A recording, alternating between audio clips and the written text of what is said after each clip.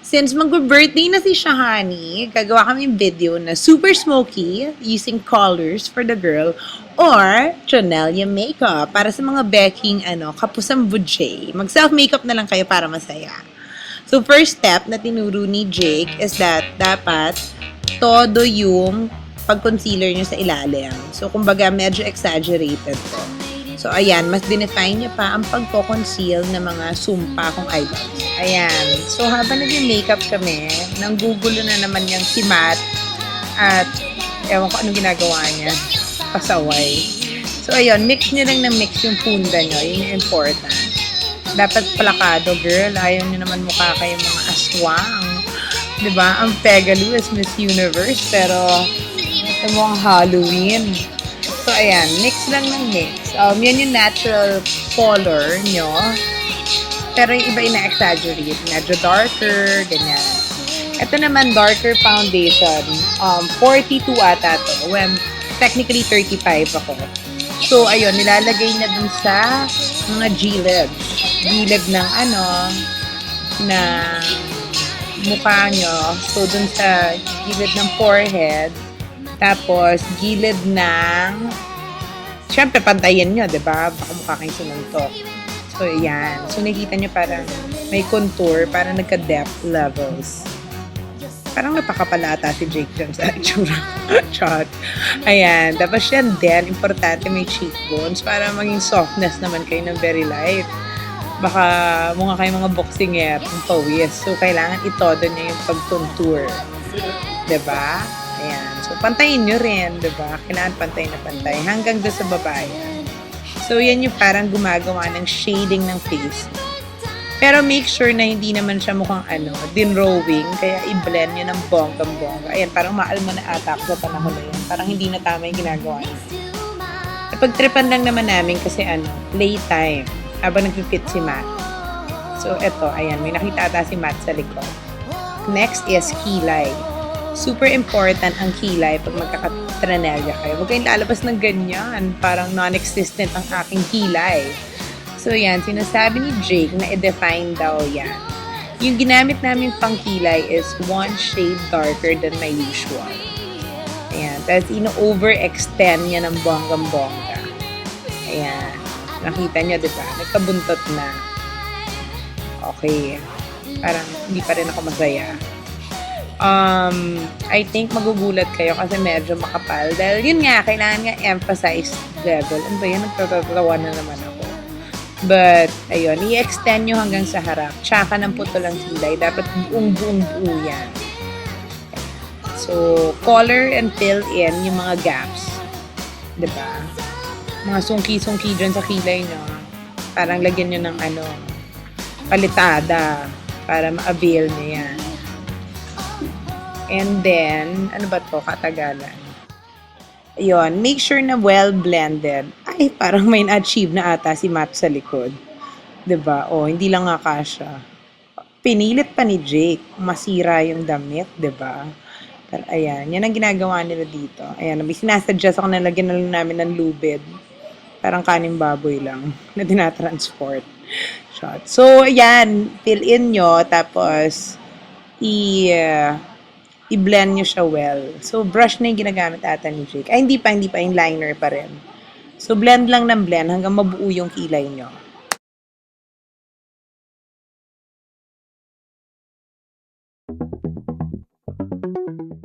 Next is yung parang base nyo. Ang ginamit namin yung medyo silver. Ayun o. Yan. So, binasahan niya yung brush. Flat brush yan. Tapos, gagawin niyo siya parang base. Anyways, isang side ng mata ko, hindi na namin i-effort para makita niyo yung difference. Diba? So, ang mangyayari, ayan. Yung inner crease nyo, lagyan nyo siya ng silver. Sabi ni Jake, kung gusto niyo ng bonggang Tranellia makeup, dapat daw yung makeup nyo gawin nyo parang medyo glittery, loud colors, or talagang either yon, totoo yon, or pinagtitripan lang nila ako that night kasi total nangyaharam silang damit para kay Shahani. Okay, so ayun, nakita nyo, buo na yung isang mata. Nilagyan nila rin yung isa, pero hindi na namin tutuloy yan. Next na kailangan nyo gawin would be yung black. So, yung ginamit namin is the glitter black. Ingat lang kayo pag nagba-black dahil minsan dumudumi siya, nahuhulog yung mga sparkles channeler. So, medyo ingat ng konti. So, ayan. May explain si Jake pero hindi ko na maalala. So, baka importante yon. Ayun nga daw, mahuhulog nga daw sa ilalim. So, ang una niyong gagawin is yung lower lash line. So, i-extend niyo yung lower lash line niyo. Dapat buo siya ha, hanggang doon sa dulo. And pagdating dun sa edge, outer edge, yan, lalagyan niyo ng konting tungkil para mas bongga yung eyes niyo. As after nun, kukunin niyo yung same color at, ayan o, ganun ka-dark yun. Ibubuo nyo. From the tungkil, bubuuin nyo lang siya inside. So, papasok siyang ganyan.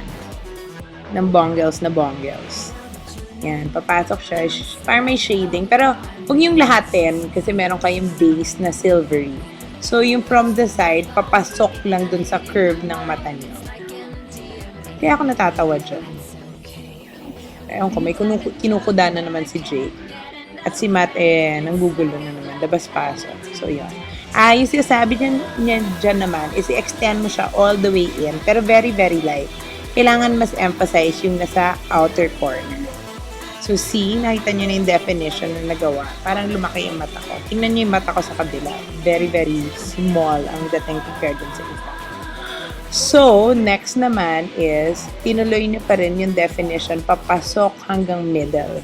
Tapos, shade lang. Shade nyo lang yan. Pagka mali, burahin nyo. Shot. So, yon. So, as you can see, medyo buo na yung eyeshadow. And, hindi na wala yung pagka-glitter sa gitna. And sa outer corner. So, kukuha ka ngayon ng brush na medyo mas, magtawag dyan, buka. Basta, yung pang-blending brush nyo. And then, use that to blend hanggang sa loob. Hirap mo mag-voice over, girl. Buti na lang, hindi ako nagtatrabaho sa Korean novela. So, ayan. Yan ito pala yung trabaho ng mga nag-voice over. So, blend lang kayo ng blend inside. And, okay lang yan na tumama hanggang eyebrows. Kasi gusto niyo naman, the bigger, the better. This next is black eyeliner. So, ibig sabihin, you will cover everything with black eyeliner. Starting sa ilalim, inner rim, and then outer rim ng ilalim. Tapos ganun din. Sa ibabaw naman, aray ko parang masakit yung ginagawa ni Jake. Tumbak lang to, parang nabotahe ata. Anyways, yon inner, parang sasaktan na ako, no? Inner corner and all the way sa inner rim ng upper part. And then, gagawin nyo rin siya sa labas. Diba? So, see, nakita nyo mas define na yung mata. Tapos parang mas white yung white nyo. And mas black yung black ng mata nyo. Next would be, ano kayang kinukuda niya? Hirap hulaan. Ayun. So, pakita ko daw yung difference. Ng kabila, pause up, shot. And then, yung kabila. Ayan. Yung next naman na ganap is, hindi ko pa alam. Di ba, nagpakit pa ako. Ayan, tingnan nyo. Like, ay, ang ingay ni Victor. Oh, sorry. Ayan. Kasi nag-VO ako dahil walang audio. Di ba? Magluluto na naman siya. So anyways, ayun, dinidefine niya lang ulit yung eyeliner ko. So, carry lang naman makapal. Total, ang thick naman ng makeup niya at ang smoky naman niya. So, pwede niya siyang kapalan. Total, kung minsan lang, kung lalo na doon sa mga Becky, once a year lang naman kayo mag-Franellia, di ba? I-avail nyo na. Ayun, diba? Tapang, Matado na talaga. Parati ako pinagkakamalang Franellia. Next would be the lashes. So, importante na lagyan niya siya na makapal na false eyelashes. Wag yung mukhang natural, dapat yung talagang exaggerated. Tapos kung gusto nyo full drag look, parang maganda pa yung mga may colors and everything. Pwede kayong manghiram kay Tessa. But yan. So, upper lash. And, yung trick naman dyan, since maganda naman yung pagkagawa natin ng ilalim at makapal siya, pwede rin natin lagyan ng eyelashes yung ilalim. So, ayan. So, kita nyo? So, false eyelashes. Diba? So, yan. Yung sa ilalim, yung medyo mas manipis yung bilin nyo. Pero you can use the same one. Kung wala kayong makita yung specifically pang lower lashes, i-avail nyo na yung upper lashes na manipis. And then, pwede nyo siya idikit. Yung trick daw sa pagdikit ng lashes dun sa ilalim, dapat daw parang hindi ganyan, no? Hindi siya nakababa. Dapat, yung lashes nyo parang nakaturo kasi ganun yung natural. And, kung saan yung lower lashes nyo, under that, yung ilalagay, yung ididikit yung lower lashes. Hindi over. Kasi baka matusok yung mata nyo. So, ayun. Ay, si Victor na sa likod, do. Siguro nagugulat siya bakit isang mukhang nagulat nga. O, diba? Sumayaw pa. Ewan ko dyan. Mga bahay na baliw.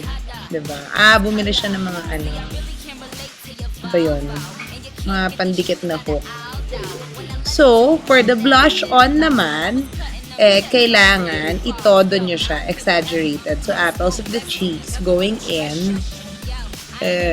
Medyo todo nyo na. Lalo na kung sa club, diba? Alam mo, magdraga kayo sa mall. So, kung nasa club kayo, medyo itodo nyo. For the girls naman, kung gusto nyo lang smoky, wag nyo na masyado i-avail yung mukhang minertayolate yung inyong cheeks. Okay? Next would be yan, ang contour palette. So, contour nyo under nung nilagay nyong blush. Tapos, i-blend nyo lang siya ng i-blend ng bongga. Para lumabas yung cheekbones nyo. Para magkaroon talagang, ang ganda yung kanto-kanto, di ba? Talagang pakak yung makeup nyo. Ayan. Ayan yung finished product. Di ba? Pwedeng doble cara yung best. So, ayan. Parang masyadong makapal. Pero sige, give na natin kay Jake. Total siya daw yung makeup artist, hindi ako. So, lagyan niyo rin yung taas, tapos daan-daanan niyo yung mga areas para bongga siya, para ma-avail niya ng bongga. Next would be, dadagdagan na natin ang colors. Yung gagamitin niya yung purple na tinuro namin. Yung purple, ilalagay niyo siya from the, parang above nung una mong shading. So, iikot mo lang siya, ilalagay mo siya sa taas. 'Di ba una silver and black. Sa taas ng black, dun mo ilalagay yung purple. All the way yon around. 'Di ba?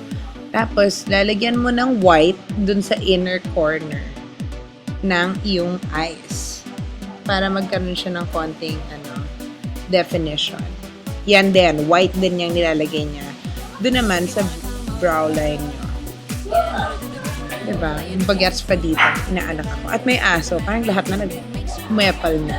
So, mix nyo lang siya. Maganda yan kasi nakakataas siya ng kilay. Ng brow. Ano ba yung sunod? Akala ko magno-nose line. So, yung sunod pala, magdadagdag pa siya ng isa pang color. Naalala ko na yung ginawa niya. So, next naman, kinuha niya yung parang purple na mas dark. Kanina yung mas light. Tapos, dinagdagan niya sa taas. Again. So, parang dinarkan niya pa ng konti. Para nagkaroon ng shading. Above the black, above the light purple, is darker purple naman. So, konti lang. Parang wala dito sa gitna. And then, next, kumuha siya ng green. Na glittery din. The more glitters, the more fun.